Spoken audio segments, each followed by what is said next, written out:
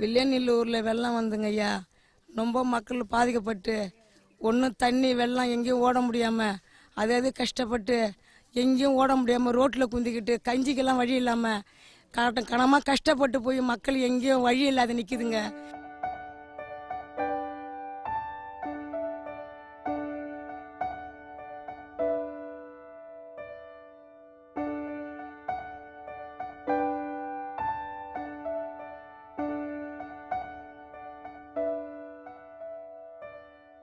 இந்த ஊரில் ஒரு மாதமாக விடாமல் தீபாவளிக்கு பிடிச்ச மழை விடவே இல்லை. ஒரு மாதம் வரைக்கும் யாரும் வெளியில் போய் ஒரு 10 ரூபா சம்பாதிக்கிற முடியவில்லை.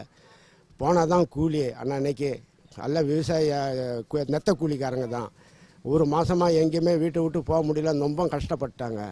எந்த அரசியல்வாதியும் இங்கே பார்க்கவும் இல்லை. ஒரு வெள்ள நிவாரணம் யாருமே கொடுக்கவும் இல்லை. எல்லாம் ஒரு மாதமாக கஷ்டப்பட்டுக்கிட்டு இந்த ஊரில் ரொம்ப நொந்து போயிட்டாங்க.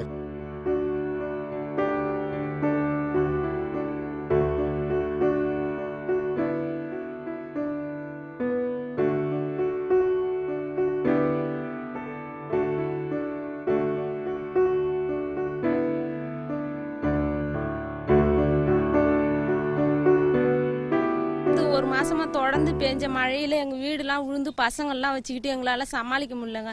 அதெல்லாம் நாங்கள் ரொம்ப கஷ்டப்பட்டோம். தண்ணி ஒரு வாரமா தண்ணி வேற நின்றுச்சு. வீடு படுக்க கூட இடம் இல்லை, சமைக்க கூட இடம் இல்லாமல் நாங்கள் வெளியில சமைக்கிறோம்.